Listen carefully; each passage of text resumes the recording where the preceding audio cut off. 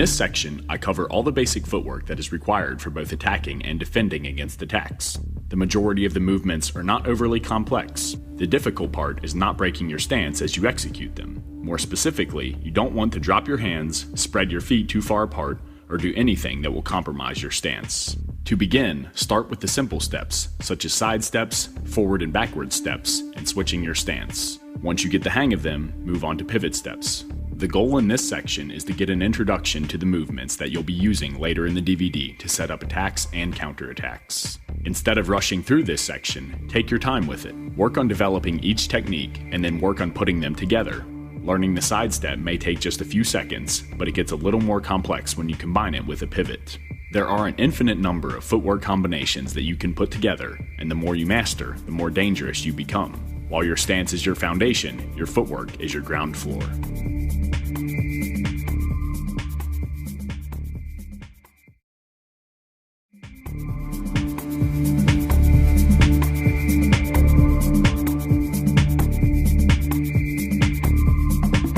In this sequence, I demonstrate basic footwork. I show the side step, forward step, and back step movements, all of which can be utilized to initiate an attack or evade one of your opponent's attacks. They can also be combined with more complex movements, such as the shuffle step or pivot step. As a rule of thumb, always lead with the foot closest to the direction you want to head. If you have your left foot in front and want to step forward, move your left foot first. If you want to step to your right, step your right foot first. And if you want to move to your left, step your left foot first. Unless you're setting up a specific technique, never cross your feet. If you do, your balance will be compromised and your body will be open to attack. It is also important to maintain a tight stance as you move about. Keep your hands up at chin level and your elbows tucked to your sides. This will put you in a prime position to either attack or defend on a moment's notice. Lastly, never let your feet get too spread apart. To maintain a balanced stance, take small steps and immediately drag your trailing leg forward. Again, this will ensure that you are always ready to attack or defend.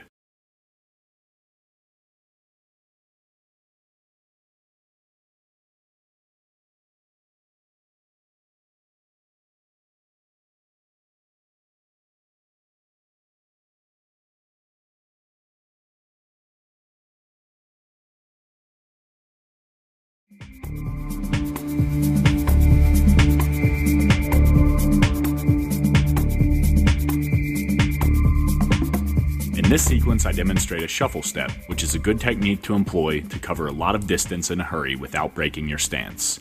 The forward shuffle step is generally used to set up an attack, and the backward shuffle step is generally used to evade one of your opponent's attacks. Just as with general movement, you always want to lead with the foot closest to the direction you want to head. It is also important to maintain your stance throughout the movement. You want to keep your feet roughly a shoulder width apart. If they come too close together or spread too far apart, your balance will be compromised, which gives your opponent an opportunity to attack. Avoid picking your feet up off the mat as you shuffle. Instead, slide them across the mat. This will prevent your opponent from launching an attack while you are in the air, as well as quickly put you in a position to attack or defend.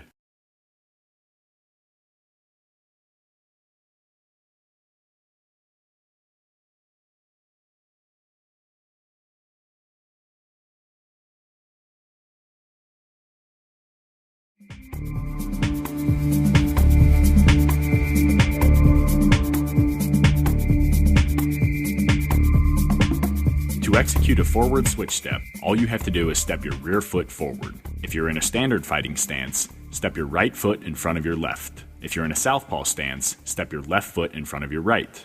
Although it is an extremely simple technique, it can prove invaluable when hunting down a retreating opponent or while in the middle of a striking combination. By switching your stance, you create different angles of attack and force your opponent to adjust to your new positioning. The backward switch step is the same as the forward switch step in that you reverse the positioning of your feet to assume an opposite fighting stance, but instead of stepping your rear foot forward, you step your lead foot back. This technique is best utilized when retreating after an attack or countering your opponent's forward movement. Just as with the shuffle step, do not elevate your feet off the mat. Instead, slide them across the mat into their new position. It is also important to keep your feet positioned roughly a shoulder width apart to maintain a solid base.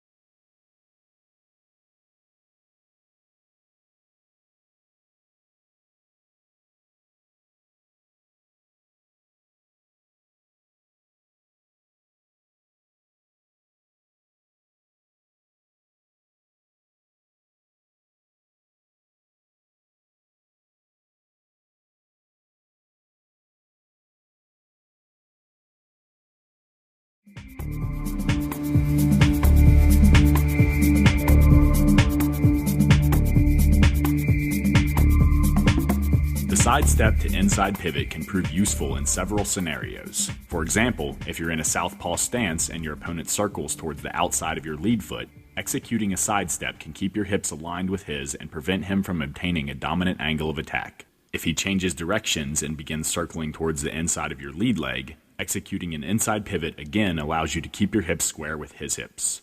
By utilizing this simple technique, you can keep your opponent in front of you with minimal movement. The sidestep to inside pivot can also be used as an attack. For example, you may advance on your opponent's center line with a series of strikes and then execute a sidestep to inside pivot to acquire a more dominant angle of attack. As with all the footwork techniques shown in this section, I recommend practicing the movements while shadowboxing and sparring as much as possible. To perform the inside pivot, I take a small outward step with my lead foot, shift my weight onto my lead leg, and then slide my rear foot circularly along the mat. A common mistake a lot of fighters make is they slide their foot first and then rotate their upper body, which compromises their balance. Instead, you want to move your entire body as a single unit.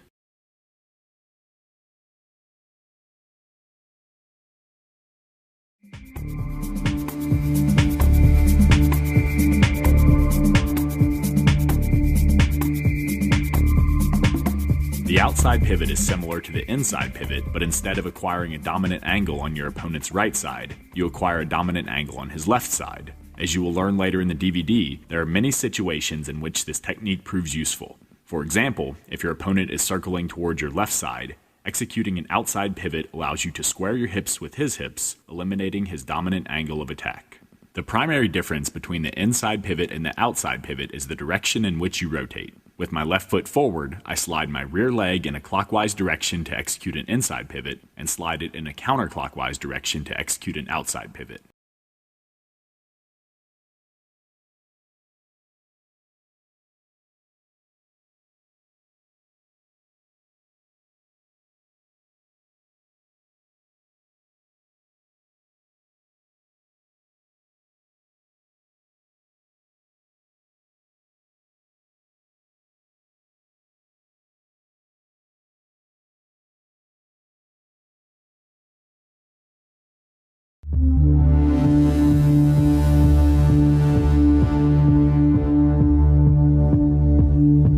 In this section, I teach all the punching techniques that I use in mixed martial arts. No matter which punch you throw, you want to keep your striking arm relaxed and generate power using your legs, hips, and the rotation of your shoulders. If you have any tension in your arm, you will not only lose power and speed, but you'll also burn precious energy. It is also very important to immediately bring your striking arm back into your stance after landing a punch.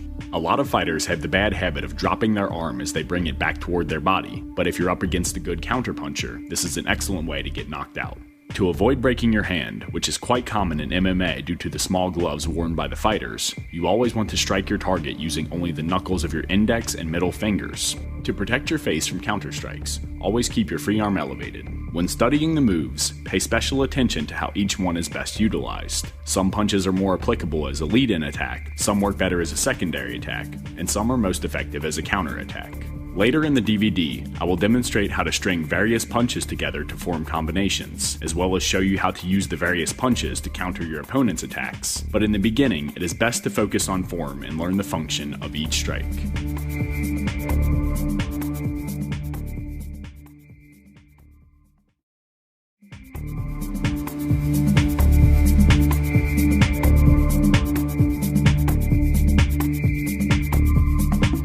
The straight jab is one of the most important punches in mixed martial arts competition. It can be used to set up kicks, takedowns, and power punches. It can be used to close the distance between you and your opponent and establish a clinch. It's a phenomenal counterpunch, and it's also a phenomenal tool for preventing your opponent from bull rushing into your comfort zone. And unlike boxing, you can cause a healthy amount of damage with a single jab due to the small gloves worn by MMA combatants. If your goal is to have dangerous hands, I strongly suggest spending an ample amount of time developing this highly versatile punch and then exploring its various uses. In this sequence, I demonstrate how to throw a straight jab from your stance, but it is important to mention that it can also be coupled with a step forward, a step backward, or even a sidestep to achieve a variety of goals. To throw the jab, I do several things in succession. 1. I keep my right hand glued to the side of my face. 2. I drive my left shoulder upward to protect the left side of my jaw. 3. I drive off my rear foot to generate more power behind the strike. 4. I extend my left arm straight out, rotating my fist so that the palm is facing the mat.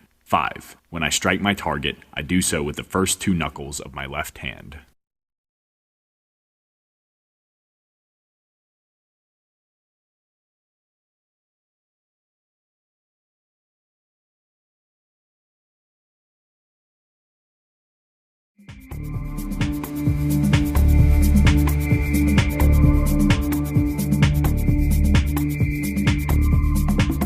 The straight cross is one of the most feared weapons in mixed martial arts competition.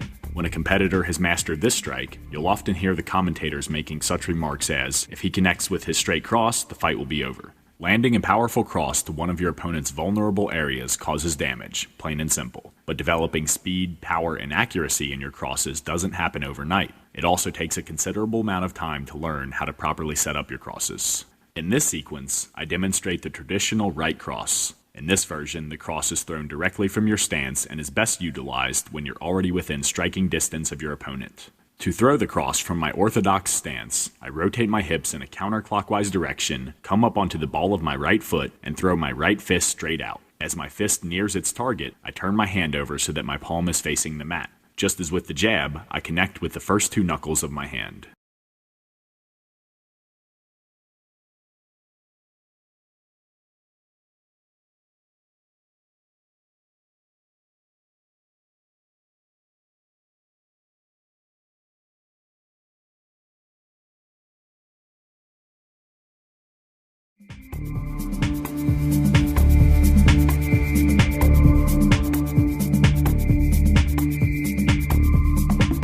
When thrown correctly, the lead hook can be a very powerful punch, and because it approaches your target from the side rather than from straight on, it can also be a very difficult punch for your opponent to evade. Unlike straight punches, which can be slipped, the only way to avoid a hook is to move out of the way or duck underneath of the punch, neither of which are easy to manage. Your opponent always has the option of blocking your lead hook with his arm, but it's not a very reliable option. Due to the small gloves worn in MMA and the circular path of the strike, your fist will often slip past his arm and connect with the side of his face. In this sequence, I demonstrate how to throw a standard lead hook, which is best employed when you're roughly an arm's length away from your opponent. To execute this punch, I do several things in succession. 1. Keep my right hand glued to the right side of my face for protection. 2. Rotate my hips and shoulders in a clockwise direction. 3. Extend my left arm outward along a circular path. 4. Pivot on the ball of my left foot and rotate my fist so that my palm is facing the mat. 5. Strike my target with the knuckles of my index and middle fingers.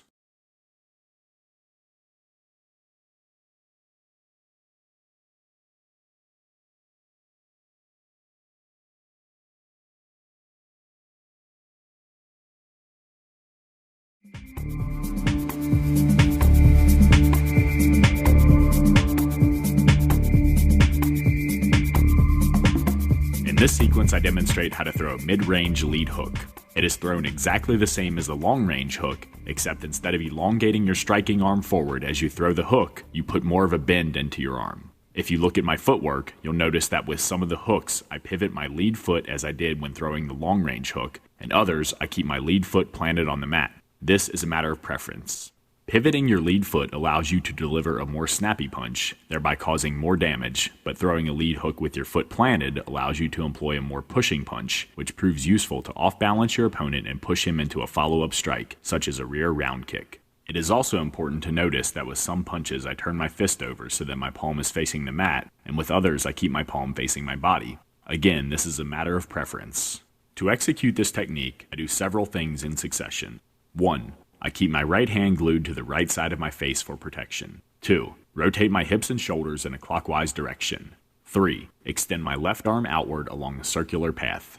4. Pivot on the ball of my left foot and rotate my fist so that my palm is facing the mat. 5. Strike my target with the knuckles of my index and middle fingers.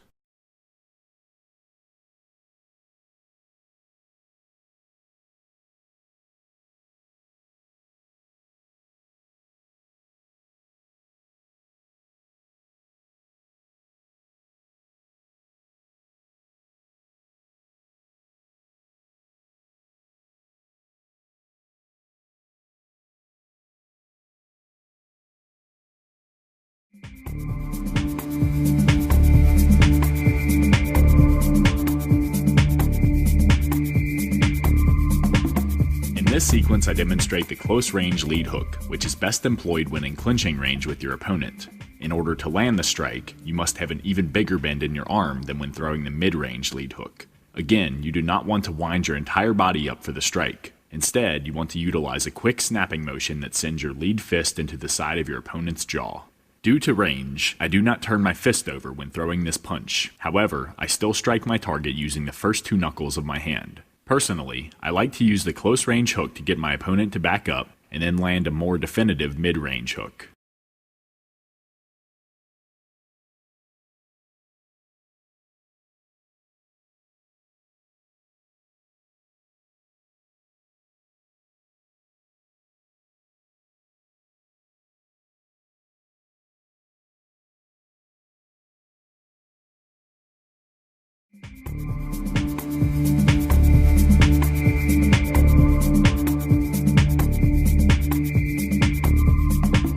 There are two primary ways to throw a lead uppercut. The first is a lead standard uppercut, which involves throwing the punch directly from your stance. It doesn't pack that much power, but it's a quick and elusive strike. In this sequence, I demonstrate the lead power uppercut. Before throwing the punch in this version, execute a slip by rotating your body and dropping your level. It's not as stealthy, but it packs a lot of power and is an excellent technique for slipping and countering one of your opponent's straight punches.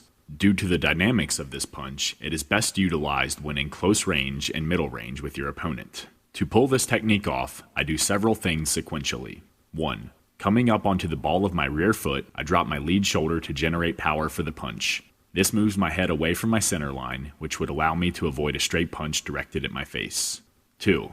Pulling my right shoulder back, I whip my hips in a clockwise direction, rotate my hand so that my palm is facing me, and throw my fist upward. To protect my face, I keep my opposite hand up.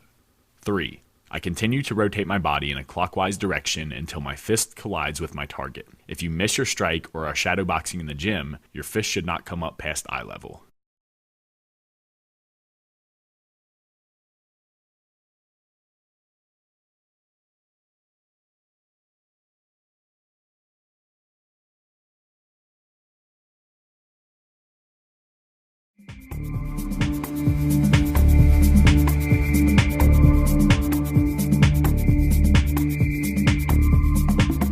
Just as with the lead uppercut, there are two primary ways to throw the rear uppercut. The first method is the standard rear uppercut, which I show here. It's a fast and sneaky punch because it is thrown directly from your stance. The second method is the power rear uppercut, which involves slipping to the outside of your opponent's body prior to throwing the punch. It can cause a lot of damage, but it is easier for your opponent to read due to the added movements. To execute the rear standard uppercut, I do several things simultaneously. 1. I pivot on the ball of my rear foot and rotate my hips in a counterclockwise direction. 2. I pull my left shoulder back, drop my right shoulder, and lower my right fist. 3. Continuing to pull my left shoulder back, I rotate my right hand so that my palm is facing me and throw my fist upward into my target. Notice how I have kept my left arm up to protect the left side of my face.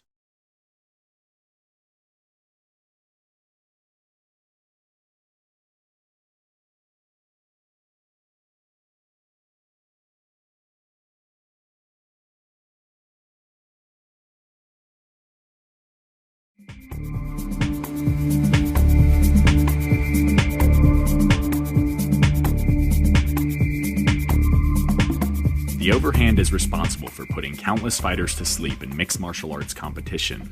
The mechanics of the punch is similar to a straight cross, but instead of throwing your fist straight out, you drop your opposite shoulder and extend your arm forward in a downward arc, similar to a swimmer's freestyle stroke.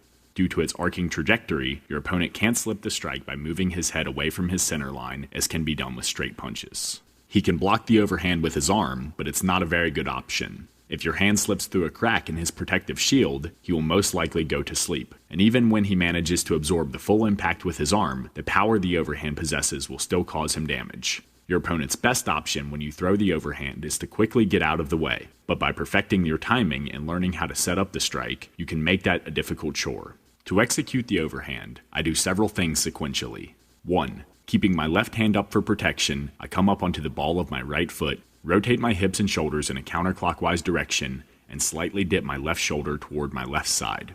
2. I slightly shift my weight forward. 3. As I rotate my body and dip my left shoulder toward my left side, I connect with the side of my opponent's face using the knuckles of my index and middle fingers. To protect myself from counterpunches, I've not only shrugged my right shoulder and kept my left hand guarding my face, but I've also kept my head up and my eyes locked onto my opponent. If you drop your head or look at the mat, your ability to effectively follow up the overhand with another strike will decrease.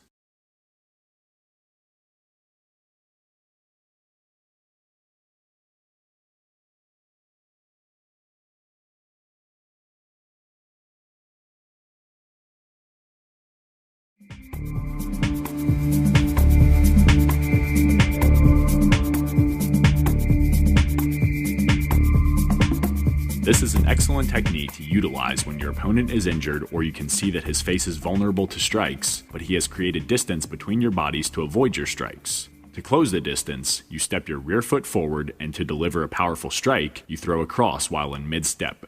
With your body moving forward, the cross has a lot more power than it does when thrown directly from your stance. Whether your opponent blocks the strike or gets hit, his most natural reaction will be to retreat backwards. To capitalize on that retreat, you step your rear leg forward again and throw another cross while in mid-step, which switches you back to your original stance. When your opponent is injured, it's possible to hit him with 3 punches in a row, but I don't recommend chasing him all the way across the ring using this technique. There's a good chance he will gather his senses and switch his linear movement to a side-to-side movement. This will cause you to move past your opponent, making you vulnerable to counter-strikes. So, I suggest practicing throwing 3 stepping crosses in a row, no more.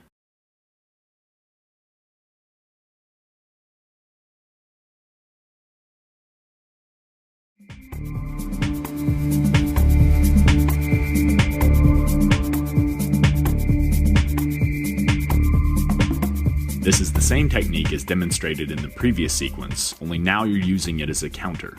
As your opponent charges towards you, you step your lead leg behind you and throw a jab while in mid-step.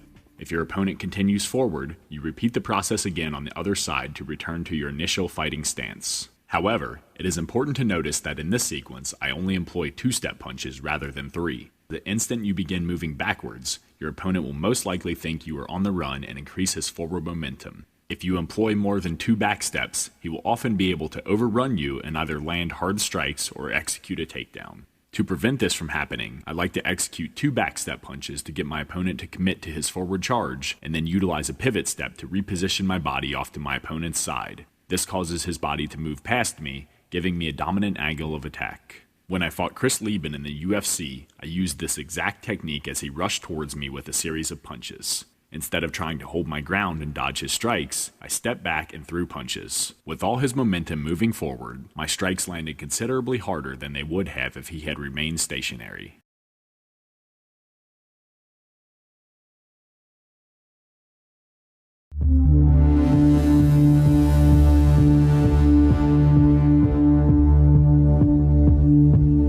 In this section, you will not only learn how to parry your opponent's punches, but also use parries to launch a counter-strike.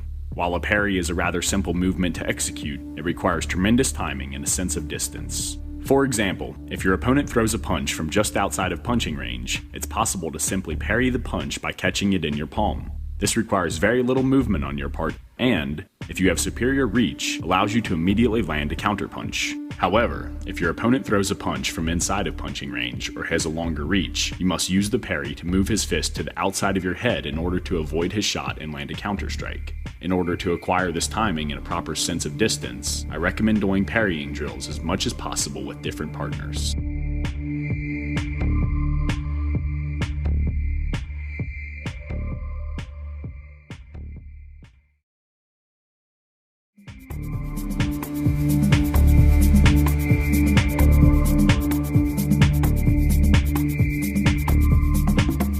Rear parry is a hand block that can be used to catch or redirect your opponent's straight punches. As far as movement is concerned, it's a fairly simple technique. The goal is to catch your opponent's fist in the palm of your hand as his arm reaches the end of its extension and redirect it to the outside of your head. The most difficult part is acquiring the proper sense of distance. If your opponent is just inside of punching range and he throws a straight jab at your face, catching his fist in your palm is enough to prevent his fist from connecting with its target.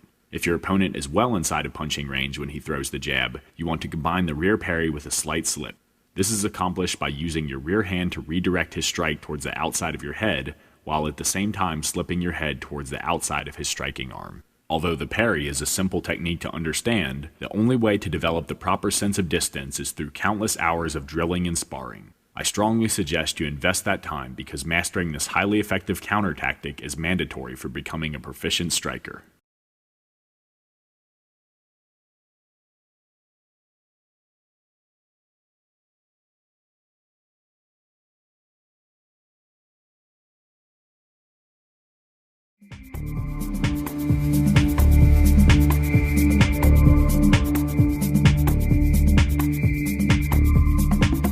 In this sequence, I use a rear parry to evade my opponent's jab just as in the last sequence, but before he can pull his arm back into his stance, I counter with a jab of my own. There are two ways to pull this off. In this scenario, my opponent throws his jab from just inside punching range. As a result, instead of parrying his fist to the outside of my head, I simply catch it in my rear palm. However, if my opponent had a superior reach or threw his jab from well inside punching range, then I would need to parry his hand to the outside of my head and slip my head off my center line to avoid his shot.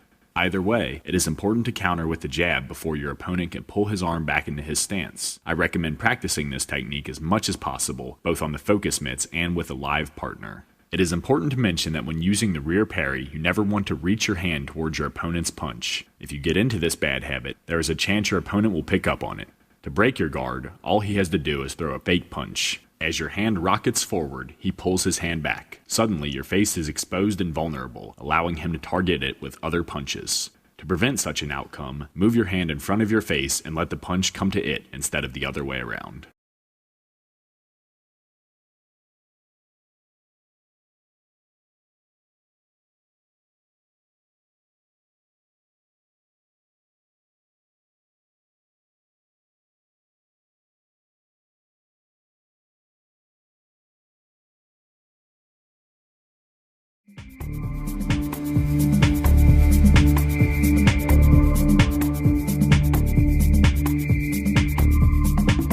In this sequence, I demonstrate how to parry your opponent's jab using your rear hand and then follow up with a counter cross. The primary difference here is that instead of parrying my opponent's fist to the outside of my head, I use my rear hand to parry his fist downward.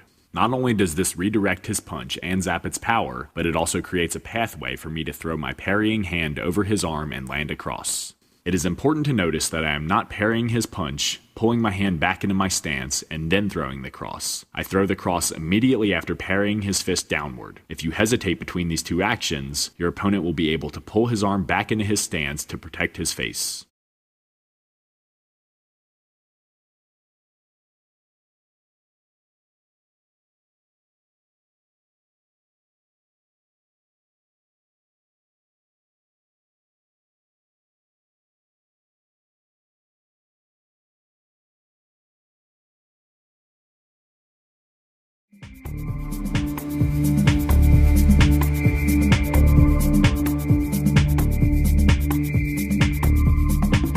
In previous sequences, I demonstrated how to utilize a rear parry to evade your opponent's jab when in the same fighting stance, meaning you have the same foot forward. When you and your opponent have the opposite feet forward, the rear parry is utilized to evade a cross. Everything is done the same. The only difference is that you're parrying his rear arm instead of his lead arm. And just as when parrying the jab, you have the option of redirecting your opponent's fist to the outside of your head, which allows you to quickly counter with a jab, or redirecting it downward, which allows you to immediately throw a cross with your parrying hand.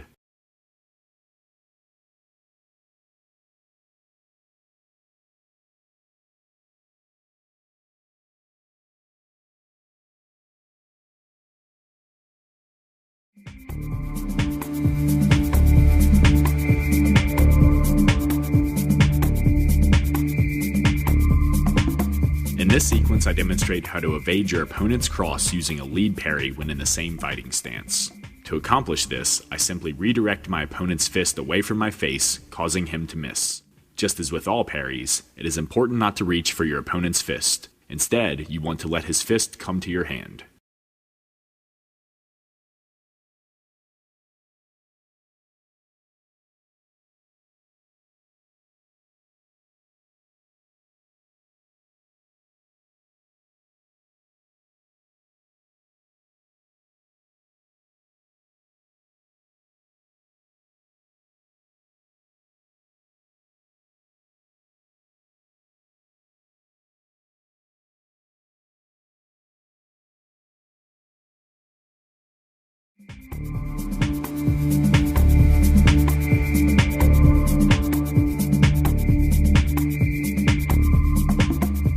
opponent and I are in the same fighting stance, and he throws a cross at my face. To evade his cross, I utilize a lead parry. However, instead of redirecting his fist to the outside of my face, I stuff it downward. Not only does this zap the power from his punch, but it also lowers his arm and creates a pathway for me to counter with a jab. It is important to notice that I do not pull my arm back into my stance after executing the parry. I immediately lash out with a jab. If you delay, a couple of things can happen. Either your opponent will pull his arm back into his stance to protect his face from your counter strike, or he will follow up with another strike. To perfect this technique, practice it with a partner as a drill for several minutes at a time.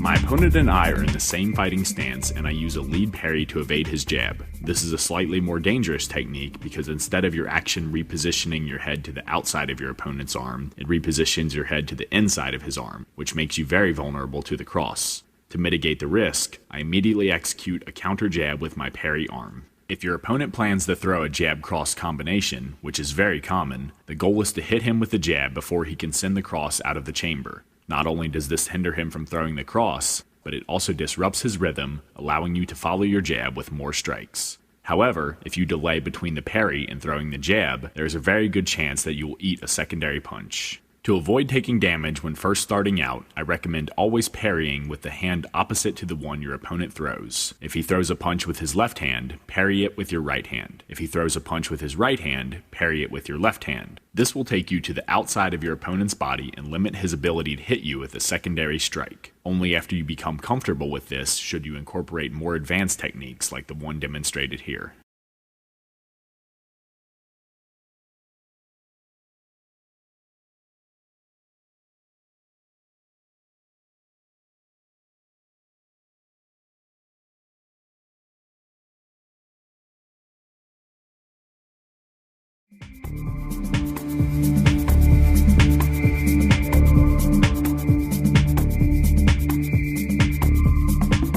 In this sequence, I demonstrate how to utilize a lead parry to evade your opponent's jab when in opposite fighting stances. It is important to notice that this technique follows the general rule. My opponent throws a punch with his right hand and I parry with my left, making it a lot safer of a technique than the previous one shown. It is also important to notice that instead of parrying his punch to the outside of my body, I force it downward. Again, this zaps power from his punch and also creates a pathway to throw my parrying hand over his arm and land a jab to his face. If you delay between the parry and the punch, your opponent will pull his arm back and re-establish his guard.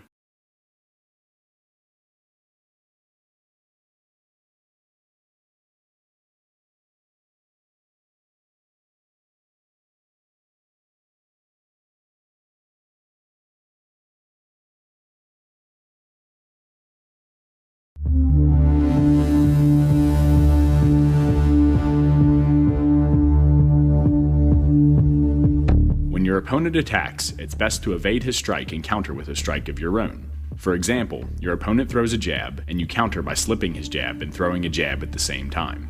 If done correctly, just as your opponent's arm becomes fully extended, you crash your fist into his face. In addition to avoiding some pain and dishing some out, striking your opponent while he's in the middle of his attack breaks his rhythm, making it very difficult for him to follow up with more strikes. This allows you to go on the offensive. However, you won't always have the foot positioning needed to evade all of your opponent's strikes, making it very important to learn how to block. It can be a little risky because even when you manage to cover your head with your arms, there will still be gaps in your protective shield, and sometimes the small MMA gloves will find their way through these cracks and connect with your face or head. For this reason, it is important to use blocking as a last option.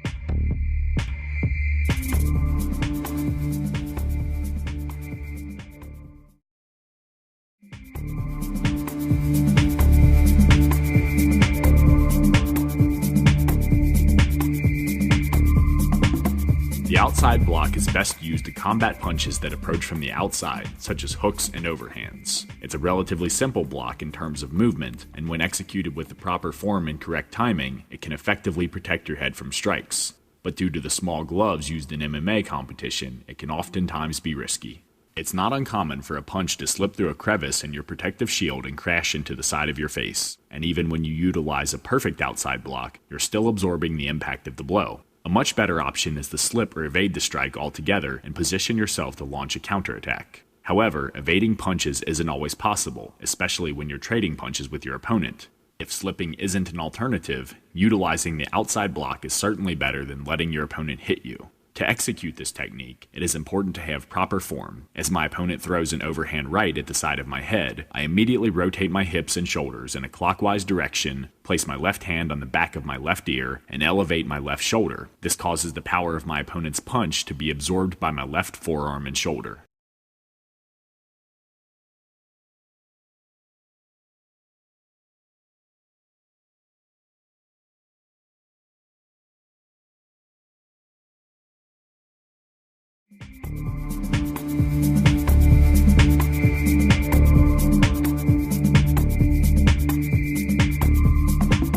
In this sequence, I demonstrate how to execute a rear outside block. If you and your opponent are in the same fighting stance, it's best utilized to defend against his lead hook. And if you are in opposite fighting stances, it's best used to defend against his rear hook or overhand.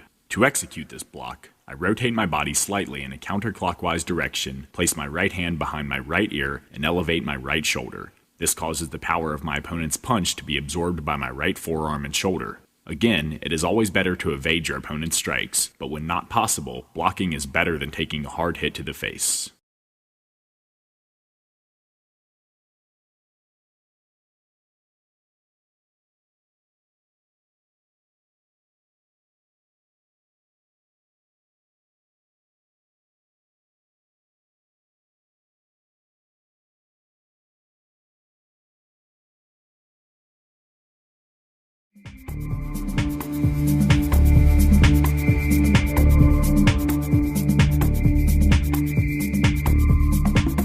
In this sequence, I demonstrate how to use a lead elbow parry to block your opponent's cross. To pull this technique off, as my opponent's fist comes at me, I rotate my shoulders in a clockwise direction, drop my left hand towards my solar plexus, and sweep my left elbow across my body to deflect my opponent's punch. To ensure my head is protected, I reach my right hand towards the left side of my head so that my forearm is stretched across my chin.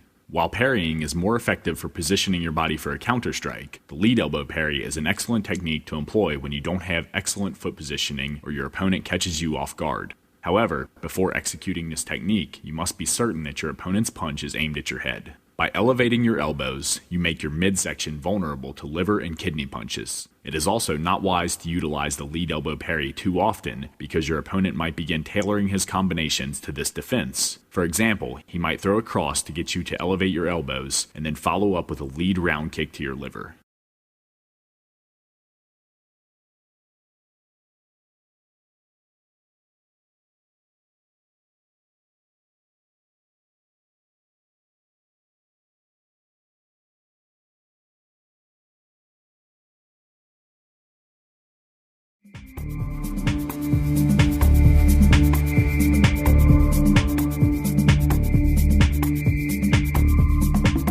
As I have mentioned, it's always wise to position yourself to the outside of your opponent's punching arm because it limits your chances of getting hit with a secondary strike. In this sequence, my opponent throws a jab. Instead of blocking his punch with a lead elbow parry, which would position me to the inside of his punching arm, I execute a rear elbow parry. To pull this off, I rotate my body in a counterclockwise direction, drop my right hand towards my solar plexus, and sweep my right elbow across my body to deflect my opponent's fist. To ensure my head is protected, I reach my left hand towards the right side of my head so that my forearm is stretched across my chin.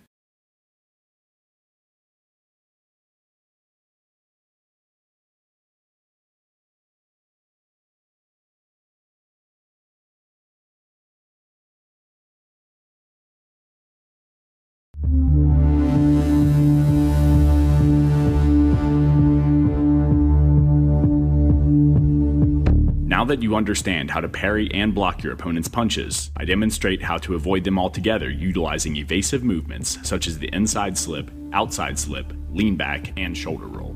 As you will see, utilizing proper evasive techniques not only allows you to defend against your opponent's attacks, but it also provides you with a dominant angle to launch an attack. While parries and blocks are both necessary to have in your arsenal, perfecting evasive movements can make you a master striker.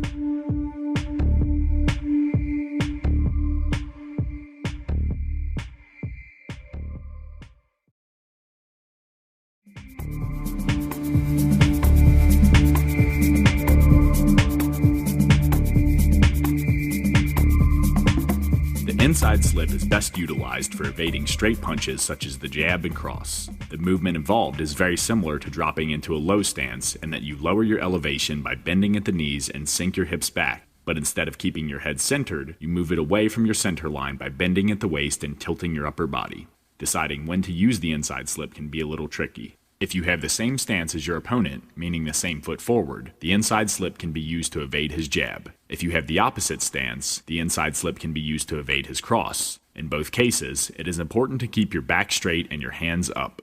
This will protect you from other strikes in his combination and position you to launch counterattacks.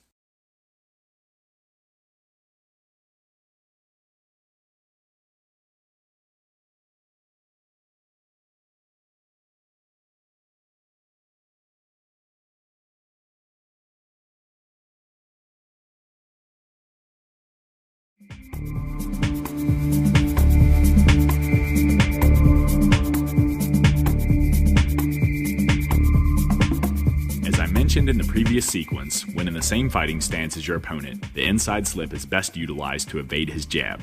To pull this off, I sink my hips back, lower my elevation by bending at the knees, and dip my head towards my right side. Due to these actions, my opponent's punch sails past the side of my head.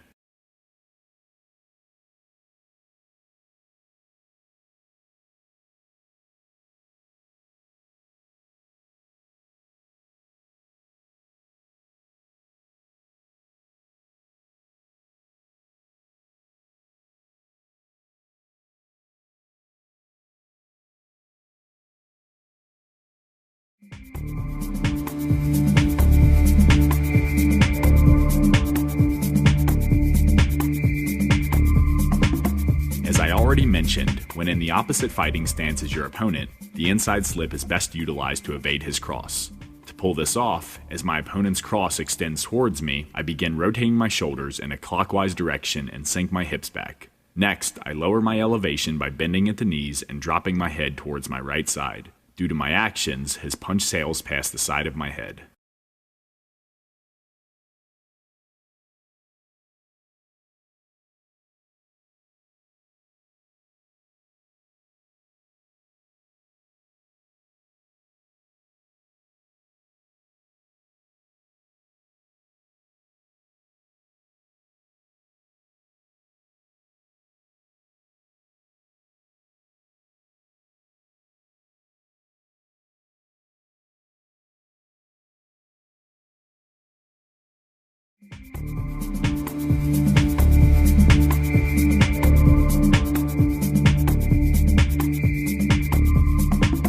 If you've spent some time practicing the techniques I've already demonstrated, you should be quite familiar with the jab. You understand how to throw a jab, and you understand how to evade your opponent's jab using either a slip or a parry.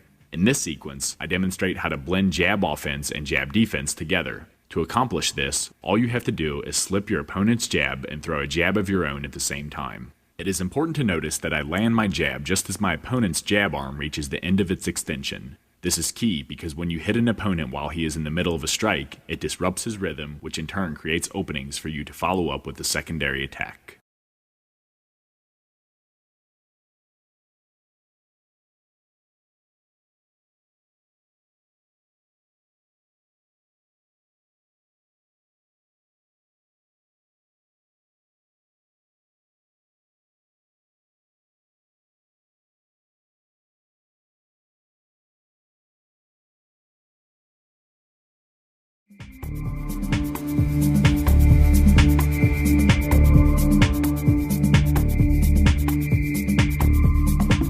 Opponent's combination and allow you to launch counterattacks. Straight punches. Like the inside slip, the outside slip allows you to evade a strike by moving your head away from your center line. However, instead of repositioning your head by dropping your level, sinking your hips, and bending your knees, you accomplish the goal by rotating your body and tilting your head in the direction of your lead leg. Once again, the stance that you and your opponent have will determine which strikes you can evade using the outside slip. For example, if you and your opponent are in opposite stances, the outside slip can be used to evade his jab. If you are in the same stance, the outside slip can be used to evade his cross. No matter what strike you use the outside slip to evade, it is important that you keep your hands up at face level. This will help protect you from other strikes in your opponent's combination and allow you to launch counterattacks.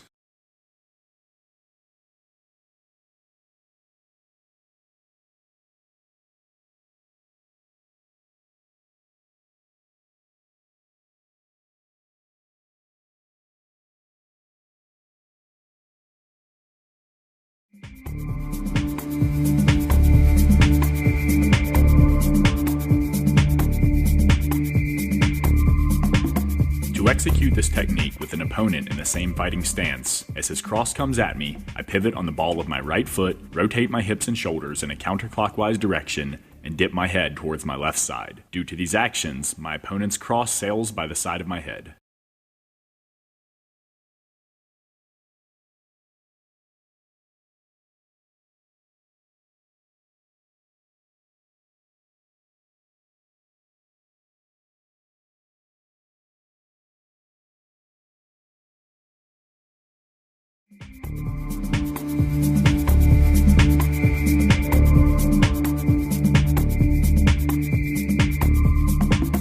As mentioned in the previous sequence, when you and your opponent are in opposite fighting stances, the outside slip is best utilized to evade his jab. The actual slip is exactly the same. As my opponent's fist comes at me, I pivot on the ball of my right foot, rotate my hips and shoulders in a counterclockwise direction, and dip my head towards my left side. Just as before, my actions put my head to the outside of his striking arm and causes his fist to sail by the side of my head.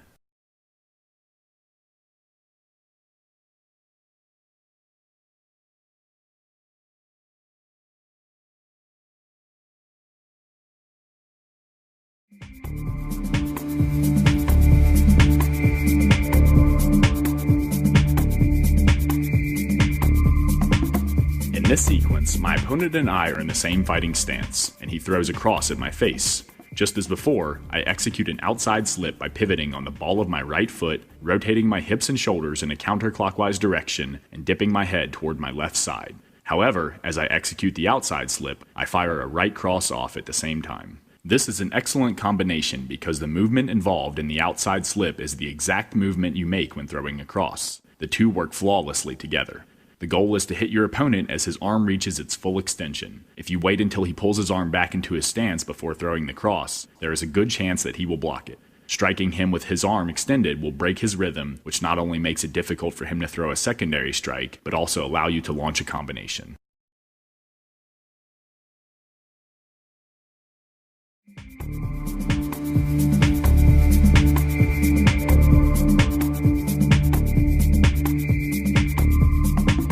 The goal in any fight is to be as elusive as possible, and mastering both the inside and outside slip is an excellent way to achieve that.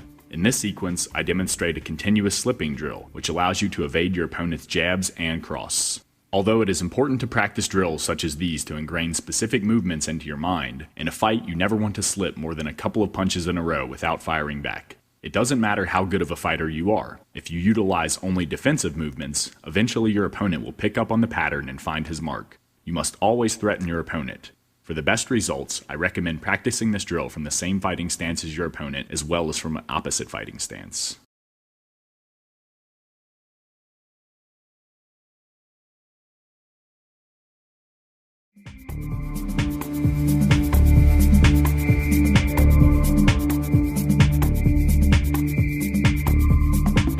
In this sequence, I'm demonstrating the inside shoulder roll, which is a defensive technique used in boxing. To execute the technique, I shift my weight onto my right leg, rotate my hips in a clockwise direction, pivot on the ball of my left foot, and roll my left shoulder toward my right side. The clockwise rotation is very important because it's what positions my lead shoulder in front of my face, protecting it from strikes. The goal with this technique is to move your head off of your center line and replace it with your lead shoulder, throwing off your opponent's targeting. It also blades your body, limiting his frontal targets. In the next sequence, I demonstrate how to put the shoulder roll into effect.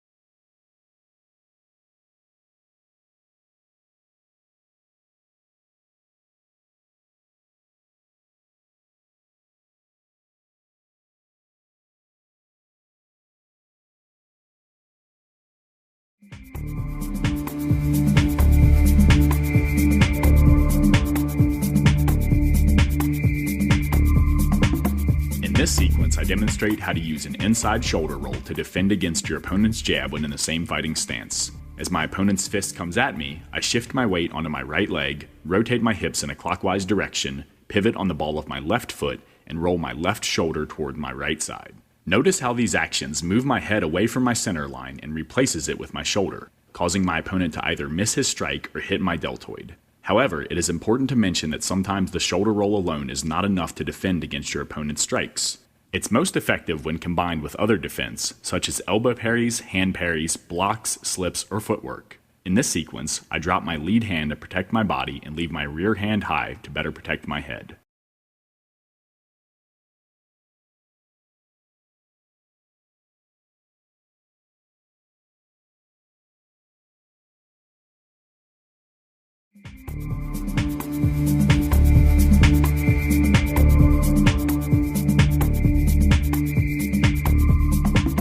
In this sequence, I demonstrate how to use the inside shoulder roll to defend against your opponent's cross when in the same fighting stance. All my movements remain the same. The only difference is the punch that I'm using the shoulder roll to avoid.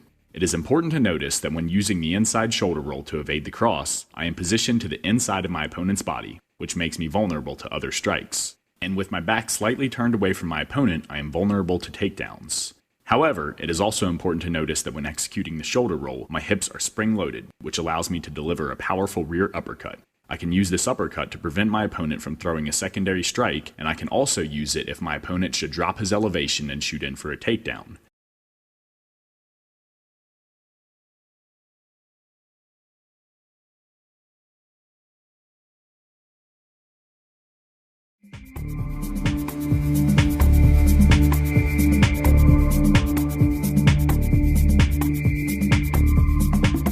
To pull the lean back off, as my opponent's fist approaches my face, I take a backward step with my rear foot and lean my upper body backwards. It is important that I do not lean my head beyond my rear foot. This would disrupt my balance, making me vulnerable to both strikes and takedowns. The lean back is designed to immediately launch a counter strike, but in the beginning, it is important to drill just the lean back to get a feeling for measuring your opponent's range. Some fighters have a longer reach than others, and with this technique requiring you to be extremely close to your opponent's advancing fist, you must know the exact extension of his arm. For this reason, it's usually best to reserve the lean back until the later rounds of a fight, because by then you will have gauged the length of your opponent's arms.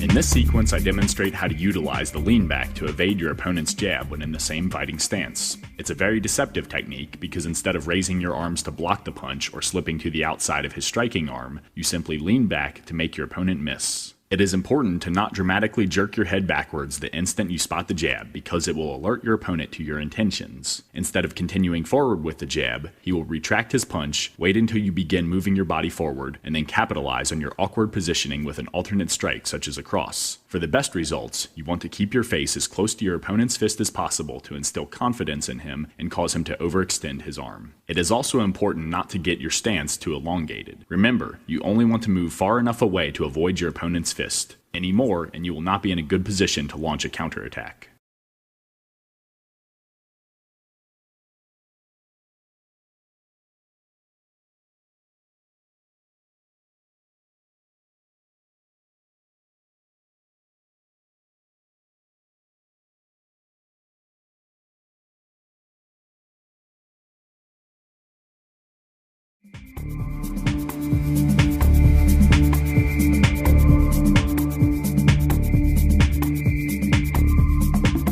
There are two ways to use the lean back to launch a counter strike. The first method is to execute the lean back as you did in the previous sequence to evade your opponent's strike, and then follow his fist forward as he pulls it back into his stance and throw a strike of your own. This method is best employed when your opponent has a longer reach, and the key to being successful with it is keeping your face 1 or 2 inches away from his fist at all times. If you allow his fist to get ahead of you as he retracts it, there is a good chance you will walk into a secondary punch as you close the distance.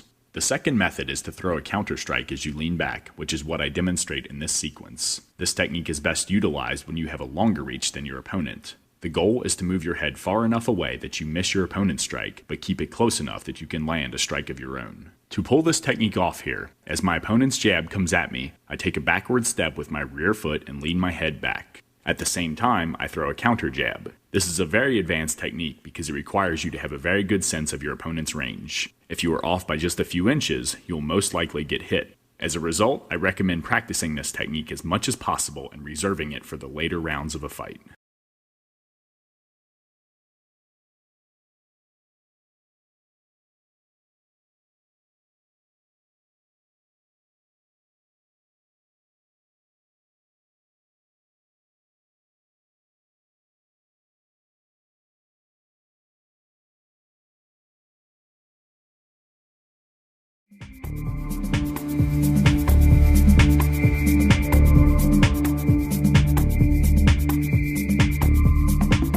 In this sequence, I demonstrate how to use the lean back to evade your opponent's cross when in the same fighting stance. The movements involved are exactly the same as when evading your opponent's jab. As my opponent's fist comes at me, I take a backward step with my rear foot and lean my head back just far enough to cause him to miss. However, with the cross being a more powerful punch than the jab, you must have a very good sense of the length of your opponent's arms.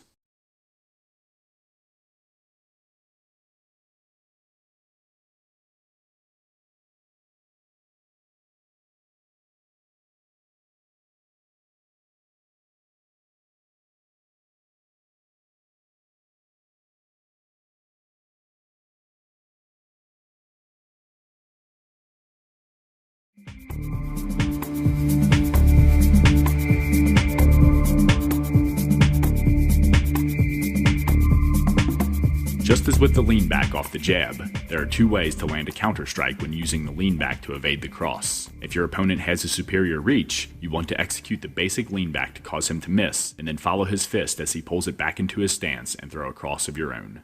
In this sequence, my reach is superior to my opponent's, so I throw the cross as I lean back. Again, the goal is to move your head far enough away to avoid your opponent's strike, but not so far that you can't land a counter strike. To pull the technique off here, as my opponent's fist comes at me, I take a small backward step with my rear foot and lean my head backward. At the same time, I rotate my body in a counterclockwise direction and throw a cross straight down the pipe.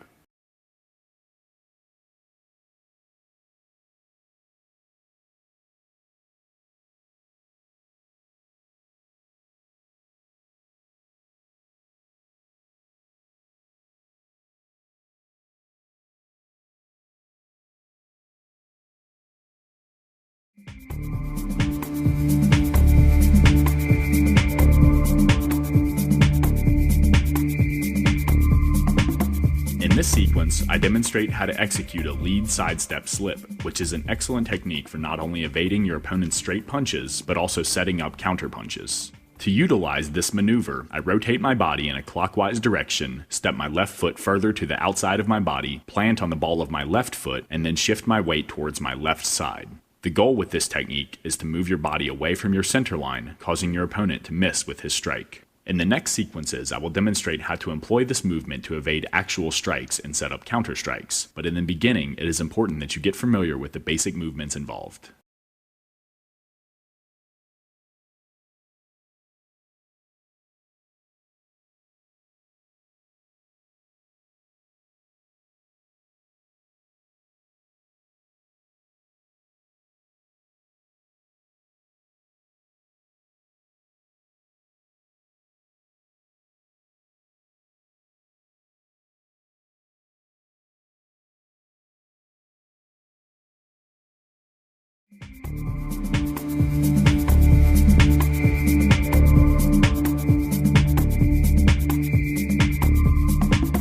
In this sequence, I demonstrate how to use the lead sidestep slip to evade your opponent's cross when in the same fighting stance. As my opponent's fist comes at me, I rotate my body in a clockwise direction, step my left foot further to the outside of my body, plant the ball of my left foot on the mat, and shift my upper body toward my left side. To ensure that I block his strike, I plant my left forearm against the outside of my opponent's striking arm and redirect it away from my head. As with all evasive techniques, the goal is to only move far enough to the outside of your center line to avoid your opponent's strike. If you lean too far back or take too large of a step to the outside of your body, you will jeopardize your balance, which not only makes you vulnerable to your opponent's secondary strikes, but also limits your ability to launch a counter-strike. In the next sequence, I demonstrate how to use this evasive maneuver to launch a counterattack, but when first learning this technique, it is important to focus exclusively on the defensive movements.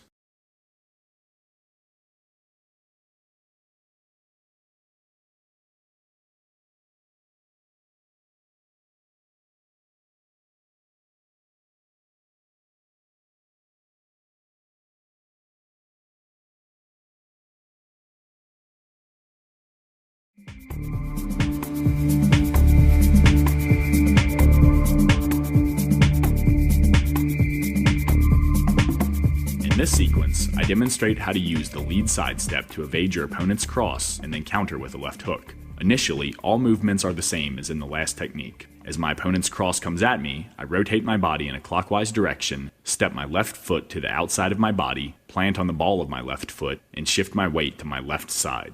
However, instead of placing my left arm on the outside of my opponent's cross, redirecting it away from me, I use the rotation of my body to throw a left hook over the top of his arm and to the side of his face. The nice part about this technique is that the rotation of your lead sidestep spring-loads your hips for the hook. However, it is very important that you execute the hook immediately after utilizing the evasive sidestep. The goal is to throw your hook over the top of your opponent's outstretched arm. If you delay, your opponent will pull his arm back into his stance and use it to protect the side of his head.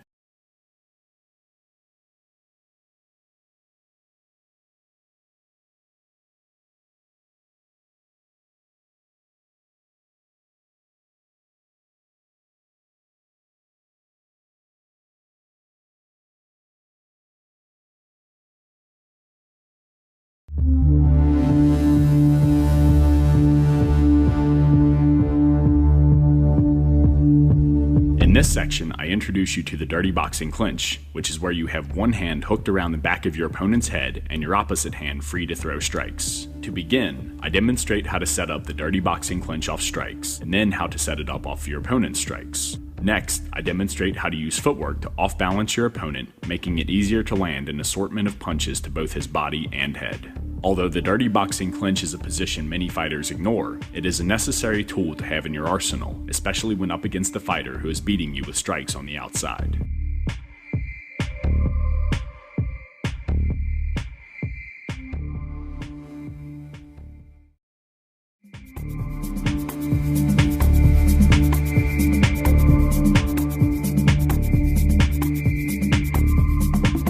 In this sequence, I demonstrate how to establish the dirty boxing clinch when your opponent evades your rear hook using a duck under, and then I show some of your striking options from the clinch. To begin this sequence, I throw a rear hook at my opponent's head. To avoid getting hit, he drops his level and rotates his body underneath the punch. Notice how missing the punch winds my hips in a counterclockwise direction. This sets me up to throw a lead hook, but instead of using my spring-loaded hips to deliver a punch to his head, I rotate in a clockwise direction and establish a left collar tie by hooking my left hand around the back of his head. Once I establish the collar tie, I immediately disrupt my opponent's balance by pulling his head downward. This can be done with just one hand, or, if your opponent is super strong, you can achieve this by securing double collar ties and using both hands to pull his head down. Either way, once you've lowered the elevation of his head, you have an excellent opportunity to land strikes using your free arm. Notice how you can attack his head, body, or even his legs. For the best results, you want to alter the location of your punches by going low and then high, or high and then low.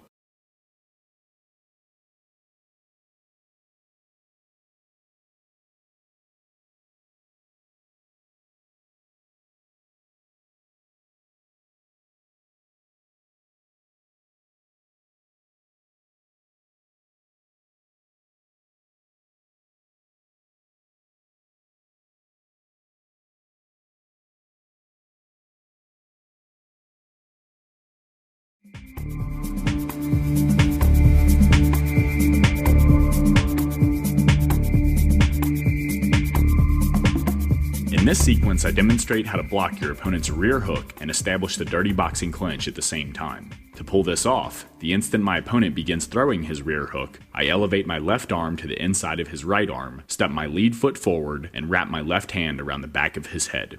Although it can be intimidating, the goal is to move into your opponent's strike to stuff it. If you wait until his strike is halfway to your face before moving in, you allow him to generate full power behind his punch. It is also extremely important to elevate your lead shoulder to protect your chin. Even when you time this move perfectly, there is still a good chance that your opponent's fist will loop over the top of your arm. If your chin isn't protected behind your lead shoulder, you might get rocked. Just as in the previous sequence, the instant you establish the dirty boxing clinch, you want to pull your opponent's head down to disrupt his balance and begin throwing strikes using your free hand.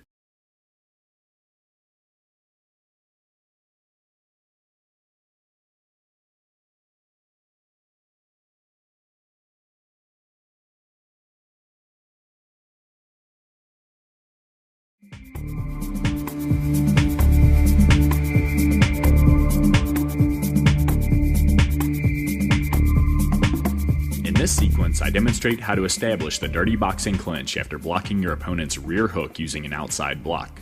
Although stepping into the punch, as shown in the previous technique, is superior because it stuffs your opponent's punch and increases your chances of successfully establishing the dirty boxing clinch, this method is far safer. If your opponent has super fast punches or you don't have the footing needed to immediately step forward into the punch, I recommend using the outside block. To pull this technique off, as my opponent's hook comes at me, I elevate my left arm, place my left hand behind my left ear, and close off all space between my arm and the side of my head. This causes the power of my opponent's punch to be absorbed by my left forearm. While his arm is still extended, I slide my left arm down the length of his arm and hook my hand around the back of his head, establishing the dirty boxing clinch. In previous sequences, I demonstrated how to use your single collar tie to pull your opponent's head down directly from your stance. Although this will often be enough to disrupt his balance, a far better approach is to step to the outside of his body and pull his head down in a circular fashion. In order to maintain his balance, your opponent will be forced to take a step. While he is doing this, you have free rein to land strikes to his body and head.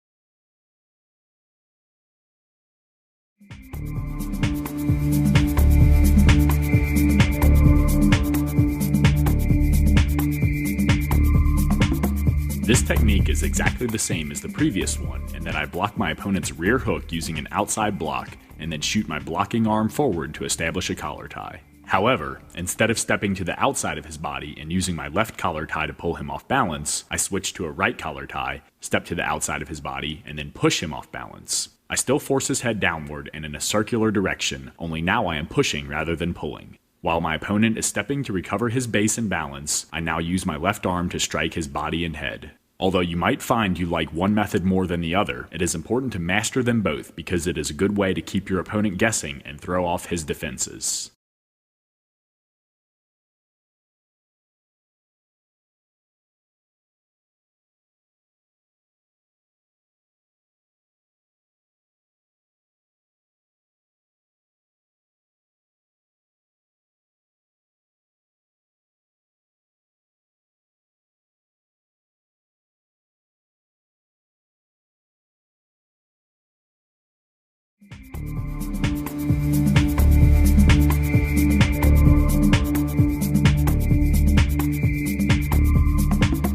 In this sequence, my opponent throws a lead hook. Just as when he threw a rear hook, I utilize an outside block, only now I am doing so using my right arm instead of my left arm. Once I have absorbed the power of his punch on my forearm, I shoot my right arm down the length of his arm and wrap my hand around the back of his head, establishing the dirty boxing clinch. Just as in previous sequences, my goal is to off-balance my opponent to shatter his defense and set myself up for strikes. In this scenario, instead of stepping my rear leg to the outside of my opponent's lead leg, I step my lead leg to the outside of his rear leg. Once accomplished, I rotate my body in a clockwise direction and use my right collar tie to pull my opponent's head down and towards my right side. To throw his balance off even more, halfway through my rotation I switch my right collar tie to a left collar tie, and then use my control to push his head more toward my right side. Immediately after making this transition, I begin throwing strikes to his body and head using my right arm.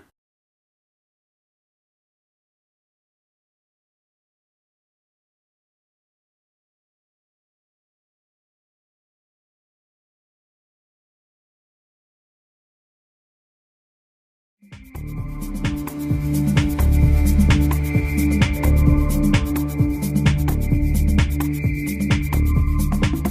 lot of fighters are masters at the dirty boxing clinch, especially wrestlers. If you are beating one of these opponents with punches on the outside, a lot of times they will grow desperate and simply step forward and reach for the back of your head with their rear arm. To defend against this technique, I will slip to the inside of their reaching hand and counter with a jab. It is important to mention that this technique is a little risky. As you learned earlier in this DVD, it is wise to always slip to the outside of your opponent's strike because it prevents you from getting hit with their opposite hand. However, when your opponent reaches for your head, the path of his hand usually resembles a hook more than a cross, which can make slipping to the outside difficult to accomplish. It's possible to bob and weave underneath his arm, but that takes time and will often allow your opponent to achieve his goal of closing the distance and tying you up in the clinch. I have found slipping to the inside of his reaching arm and then countering with a jab to be the most effective. It is very important to immediately launch your jab into your opponent's face to prevent him from following up his reach with a lead hook.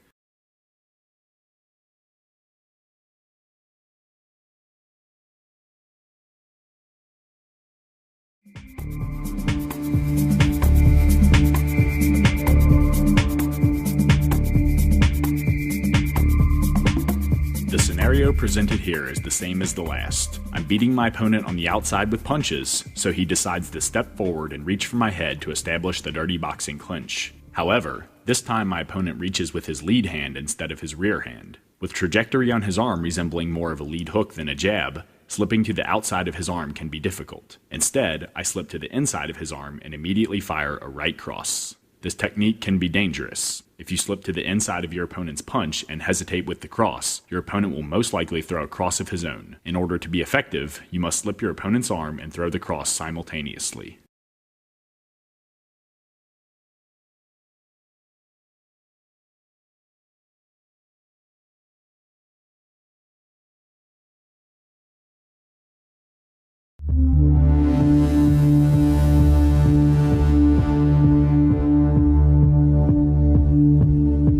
In this section, I offer a number of sparring and footwork drills you can execute to improve your technique.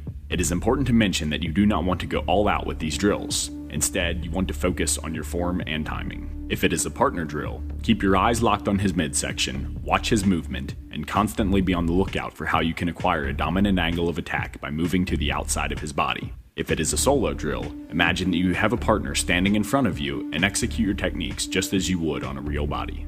Although many of these techniques are intended to be executed slowly, you do not want to zone out. On the contrary, you want to focus your mind on every single movement of your body to make your techniques the most efficient.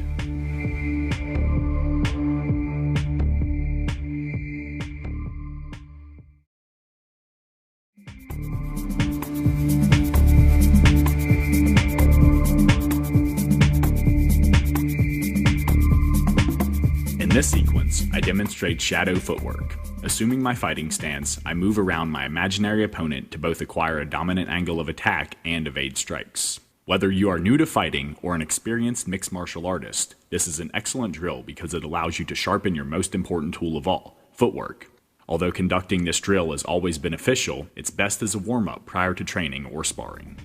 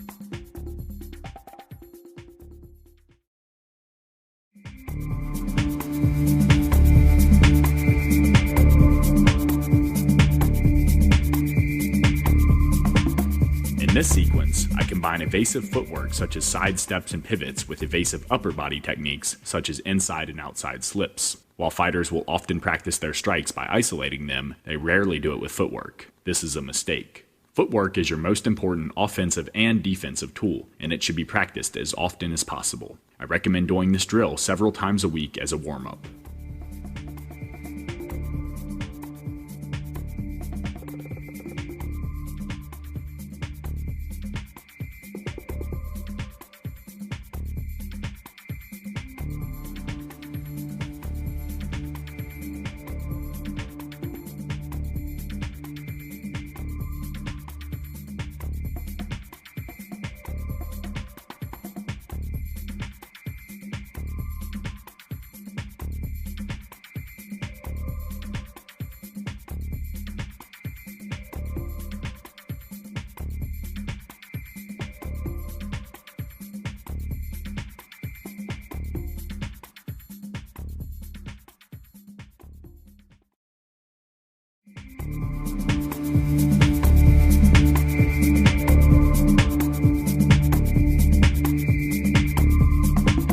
Footwork sparring is an excellent drill to execute with a partner.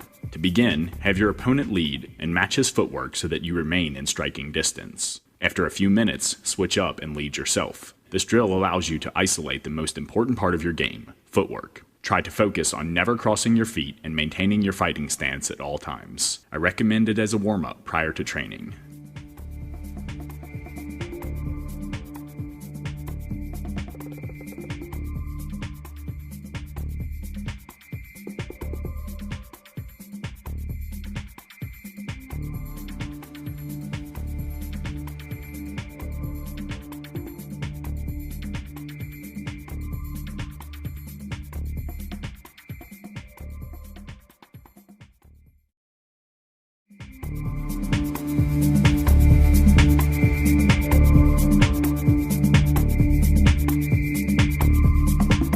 In this drill, my opponent throws straight punches at my face, and I parry the punches and counter with a punch of my own. For the best results, your opponent should be throwing his punches at less than half speed. The goal is not to damage your opponent, but rather improve your timing and sense of distance.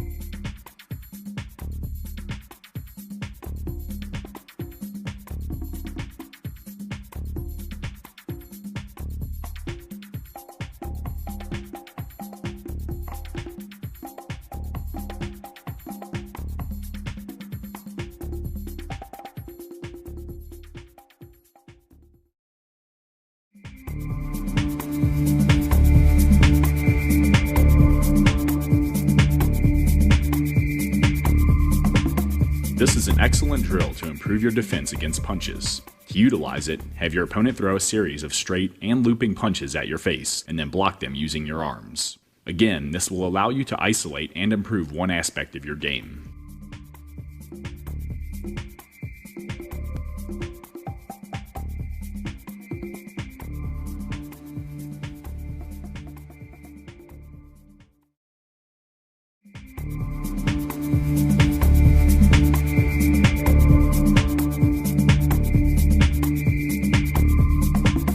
In this drill, my opponent again throws a series of straight and looping punches at me, but instead of blocking them, I evade them using slips, side steps, duck unders, and the lean back. To get the most from this drill, focus on executing proper movements, maintaining your balance at all times, and utilizing footwork to acquire a dominant angle of attack. As mentioned earlier, evading your opponent's strikes is always better than blocking them, making this a very, very important drill.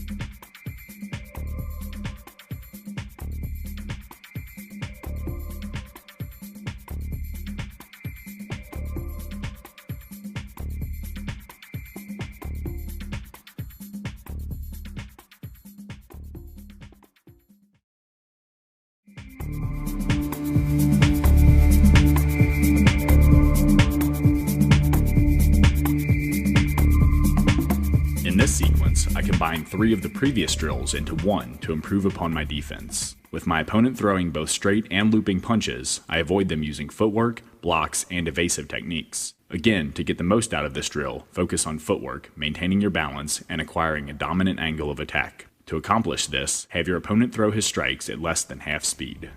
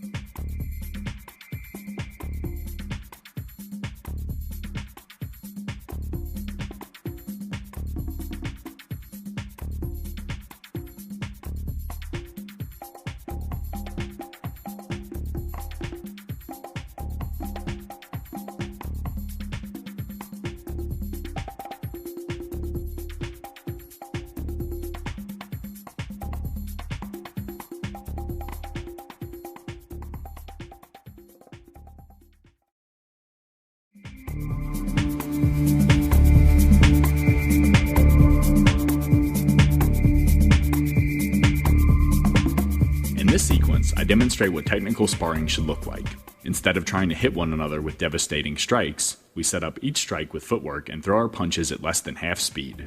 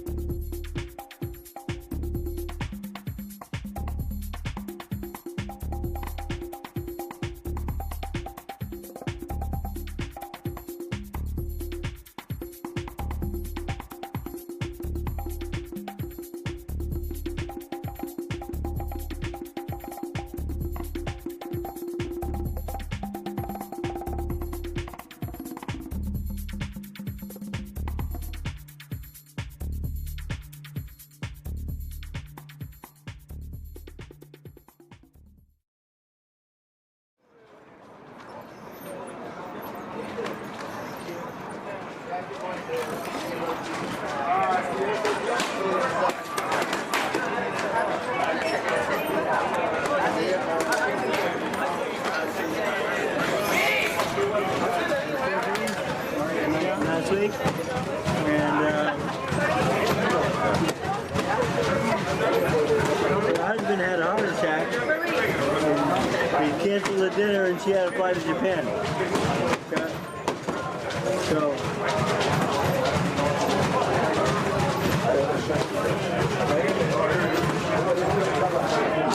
Man is good. Very good.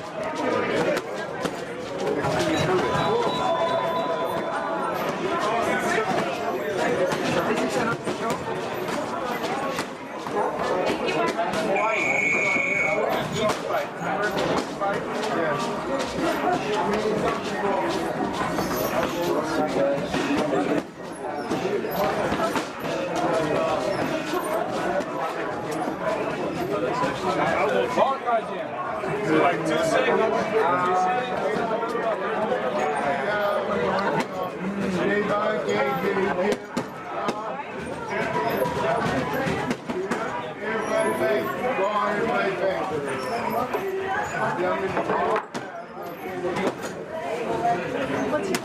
Shoulder. Yes.